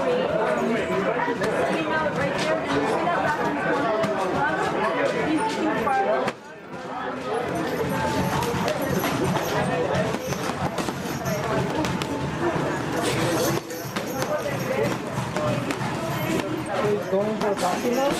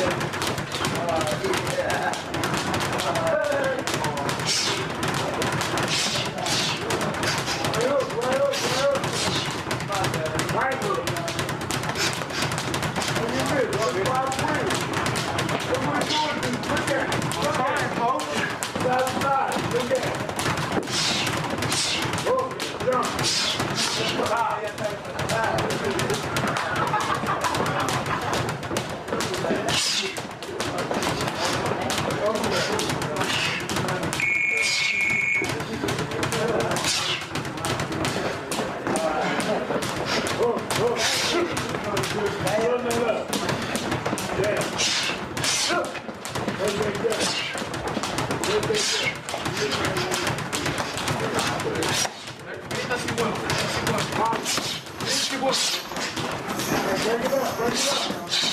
Break it up. Body, break it up, break it up. Yeah.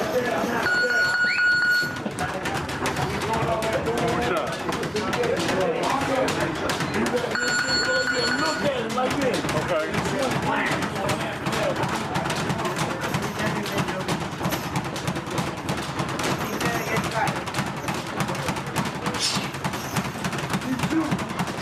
Keep shooting it. I missed it. Don't worry, don't talk to me. Uppercut, right uppercut.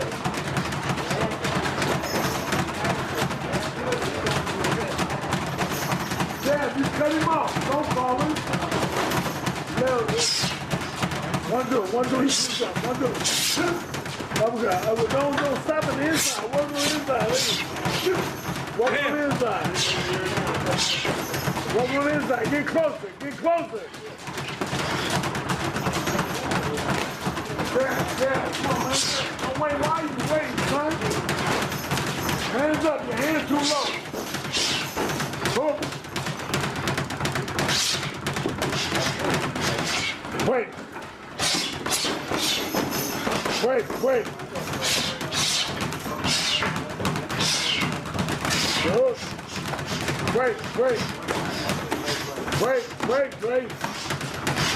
Here we go. Now listen.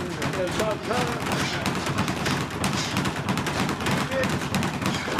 Dad, why you in the corner like this, son? Get out of the corner. Pivot out of the corner, man. Get up, Dad. Dad. Get in. Double jab. Move left. Nice try.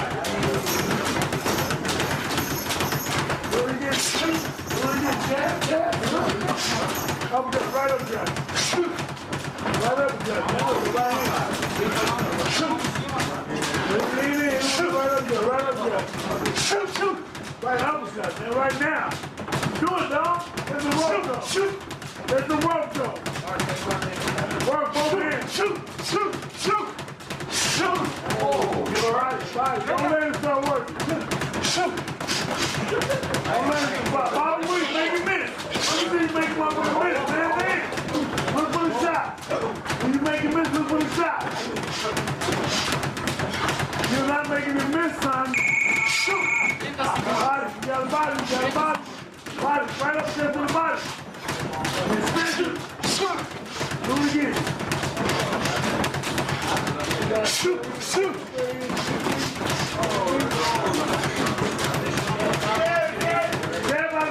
Jab out of the corner.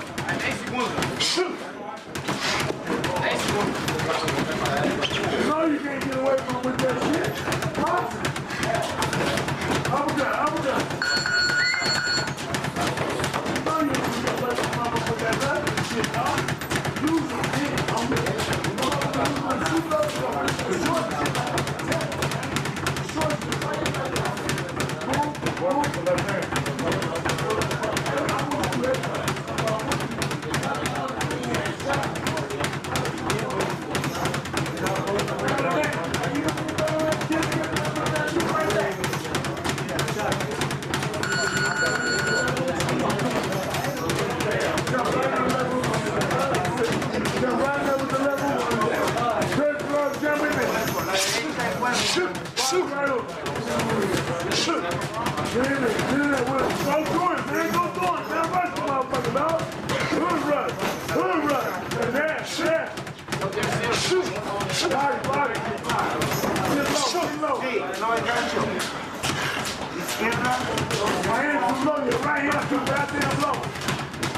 Don't wait. Shoot. Right now. Straight to the square. La izquierda, la panza y put them together. Don't fall and cut him off. Move your head side to side right now. Izquierda, la panza, izquierda. You ever listen to me? Sure. Go to him, dog. Rub him off, man. Punch, man. Punch. Yeah.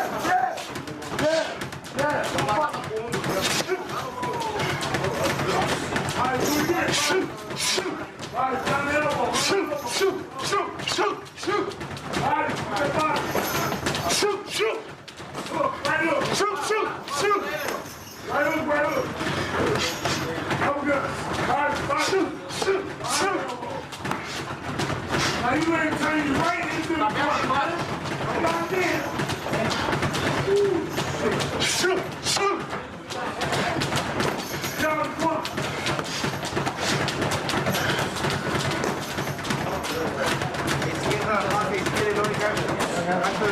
Shoot.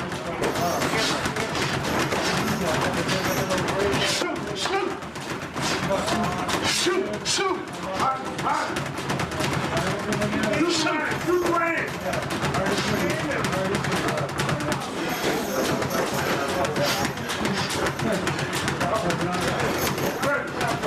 Shoot.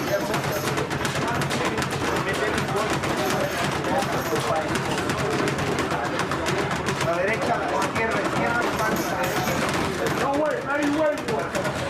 Bang it when you do that move. And you don't fucking listen, man. Man, bang the wrong man. Hands up. Bang it. Double jab right here. Bang it. Right hook, right hook. Body right hook. Yeah. You got a body, move body, body right now. Body, go to the body. Hook. Go back to the body. Stand and work with that left shoulder on his chin. We in out. Yeah. Take his hand, man. I did. One more, man.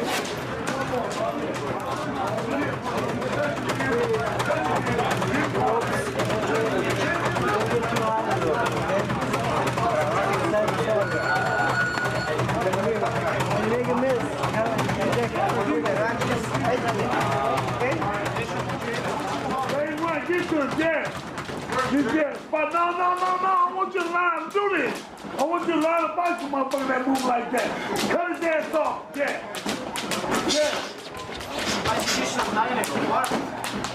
Hey, get this, bro.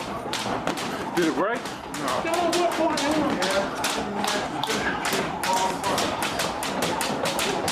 Why you cutting off, bro? Why you cutting this?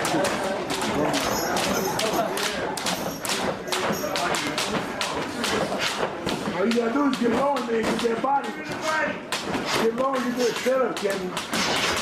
Get low and get that body. Good, go ahead. Body, head. Don't let him push you back. Jump. Now do. Right hook. That motherfucker don't listen to save his fucking life. Nice try. Body. The little short shot that we've been working on. Yeah, the little short shot. Short. Come right back. Short. Bam. Shoot. Ah. Good move. Uppercut right here right now. Why do you fucking do that, man? That's why you lost the last time we was in the ring. Don't do that shit, man. Break it up now, fire back.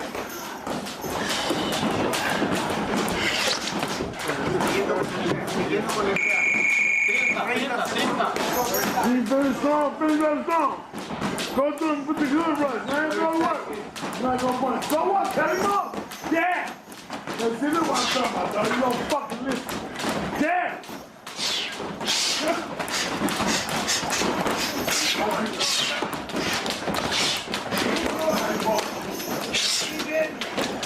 Oh, no.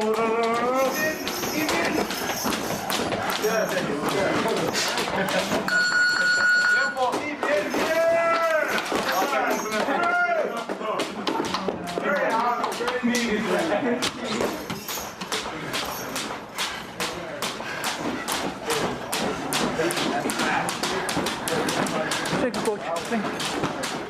Good work. Good work. Thank you.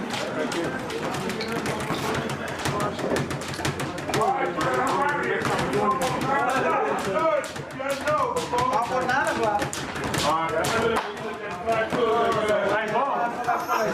I'm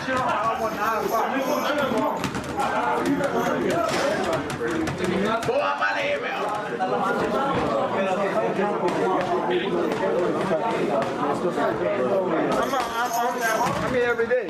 I'm here every day. Yeah, I'm here every day. Just come down. I'm here every day.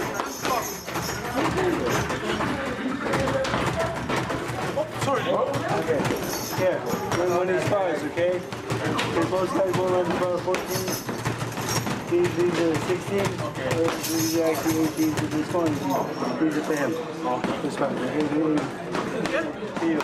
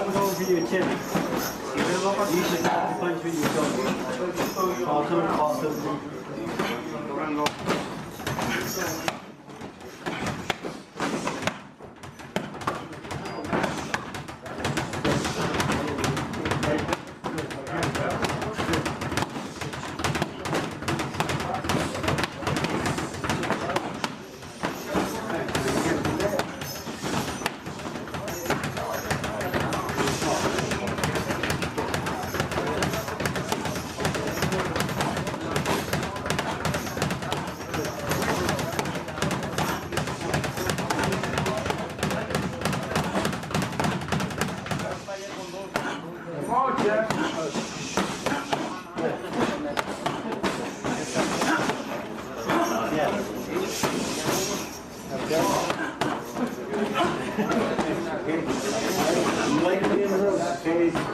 gosta de ficar nas costas.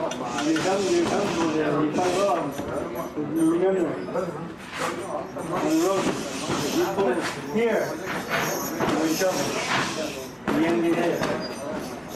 From there, all you can do is come back. You get hit one time because of that. When you're here and here, always a counter punch, okay? Alright? You over here? Good job, dude. Under here. Yeah. Yeah, hook. Yeah, hook. Good. Up again. Good. Hook.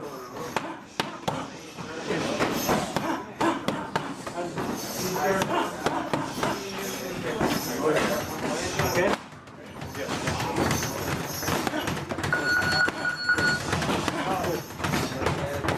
Your feet. Use your hand, your head, your shoulders.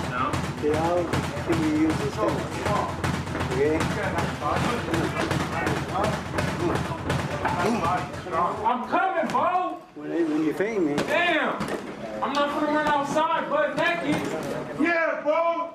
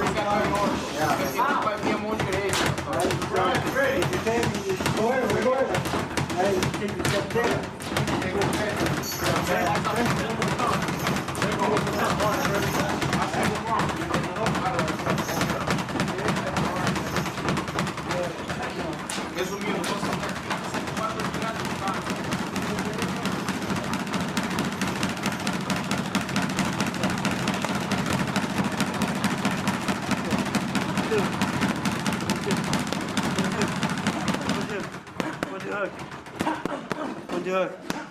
Up again. Hook. Hook. Under. Yes. Yes. Yes. Two. 1, 2. 1, 2. 1, 2. Hook.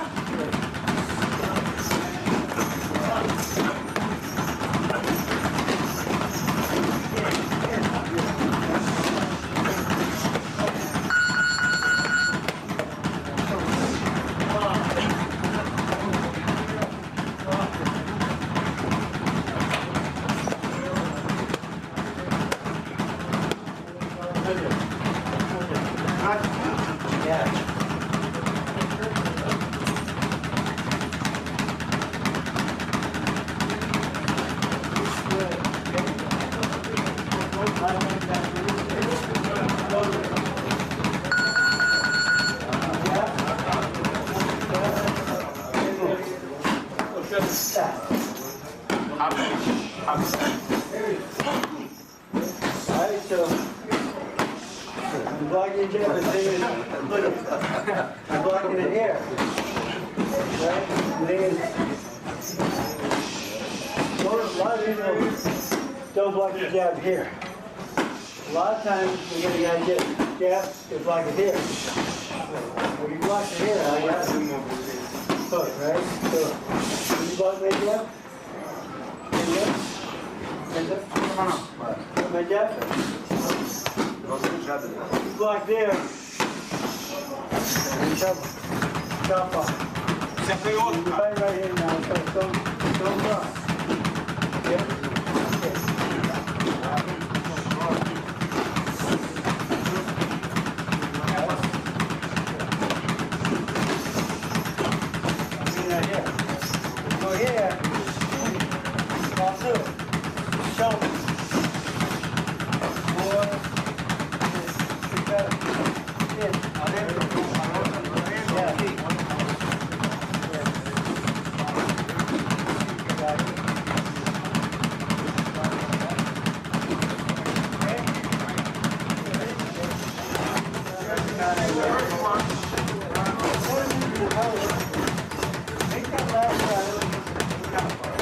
Exatamente, ele está falando que você pode pensar que você um golpe é muito grande. Faz o último contato.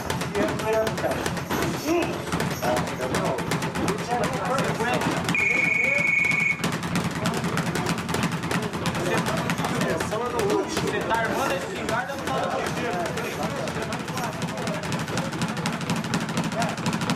A maioria dos lutadores são What I want you to do, I want you to be able to see that.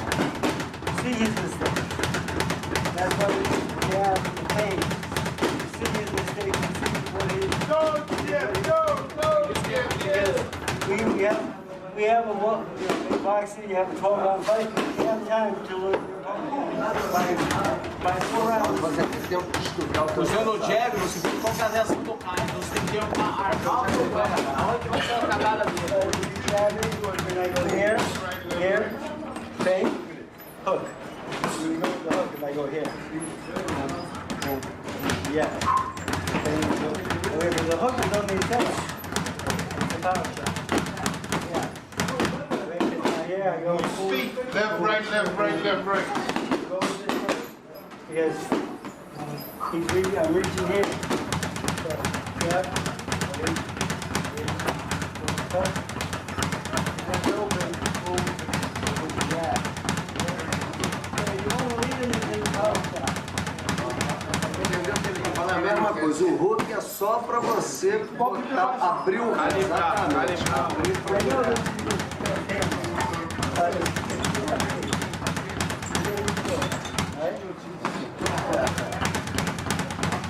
Yeah.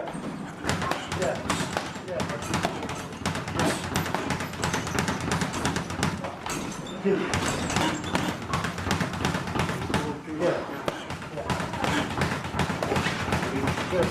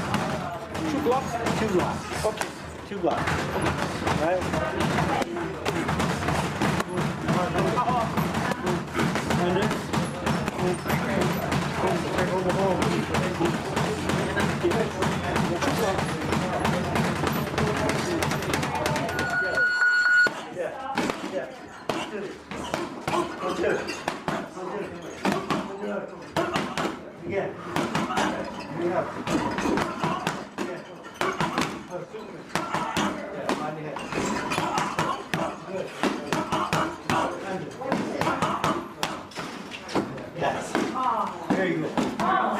Yeah, but it's okay. As long as you don't use the parries.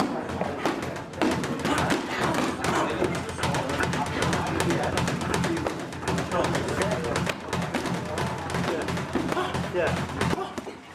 Yeah. Yeah. 1, 2. 2.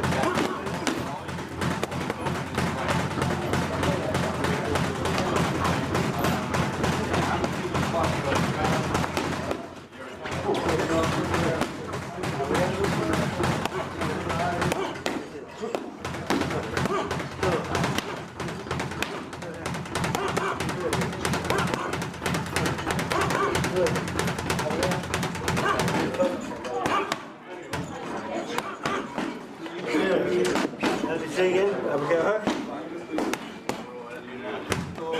Now here. Yeah, let's see. Over here, hook. Yeah. Okay.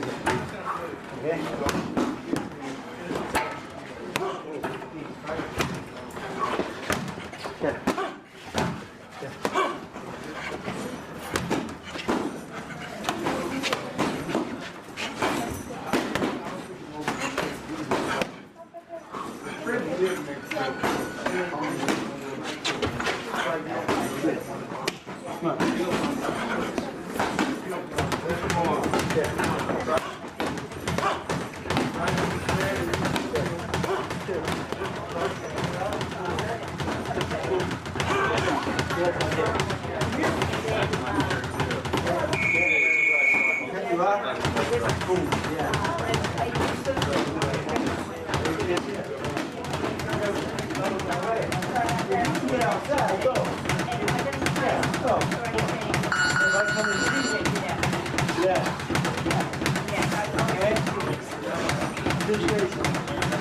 When you're a southpaw, right hand fighter, I'm going to fight you. And three right hands, left hook, and then your foot on the outside.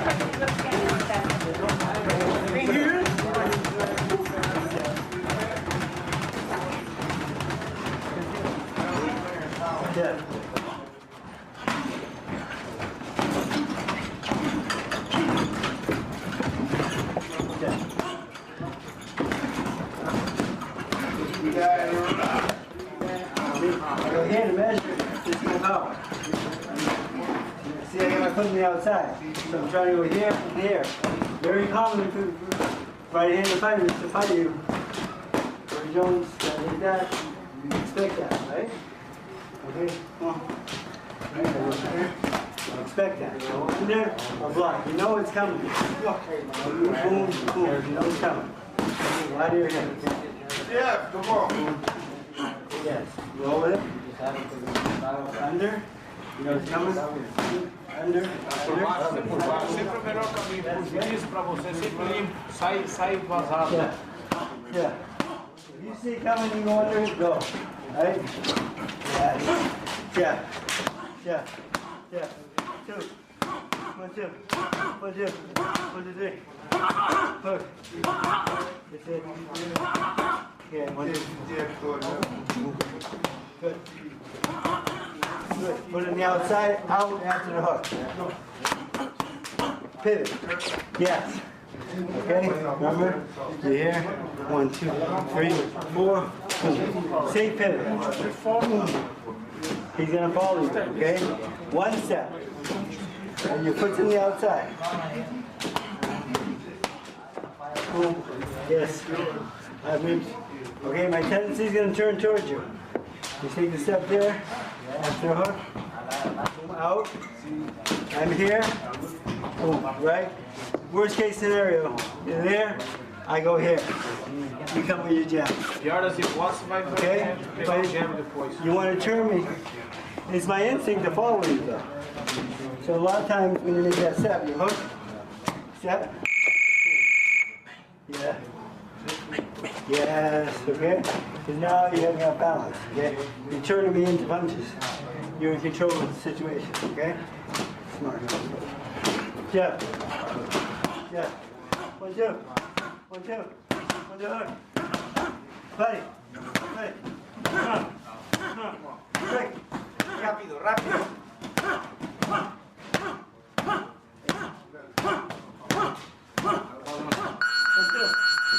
1, 2, hook. You hook right ahead. 1, 2, hook. Under. Quick, quick, quick. Rápido, rápido. Yes.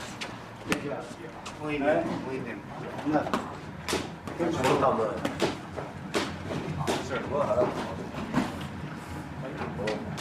Corta o canto, limita o seu movimento. So be careful with the corner. Cuidado com o corte. The ropes, the ropes you can set something up easier. The corner you can't do, but it's a little more dangerous. So I'd rather see you here than there. É, perfeito. Se clica ali, dá pra você inventar um negócio que você vem aqui, é travado, é perigoso.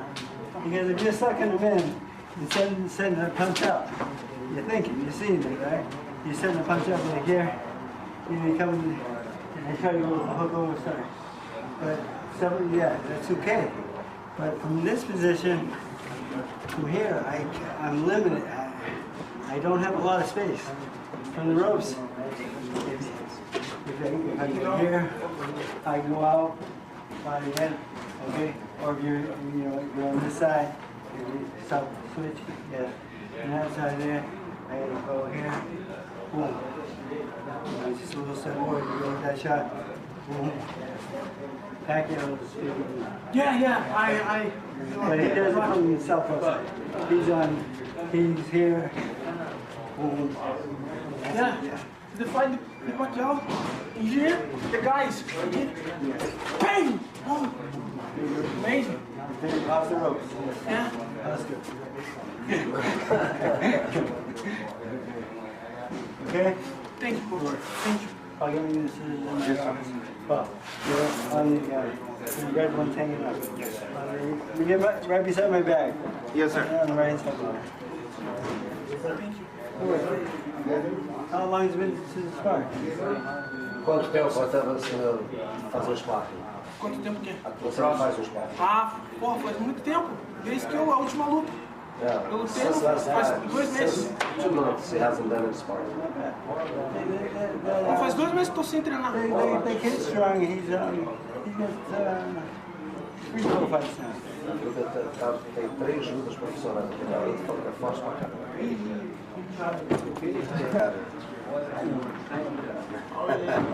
The company's boxing not that good as MMA's. Falou pra avisar que o teu boxe não é tão bom, mas que o teu MMA é o bicho.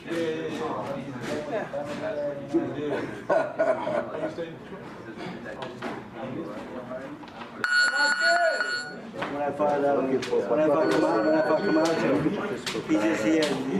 he was a smart boxer and he had speed, and the face is just so much danger because he was much more effective because he worked so quickly off him. You know, I was just too slow at that time in my life.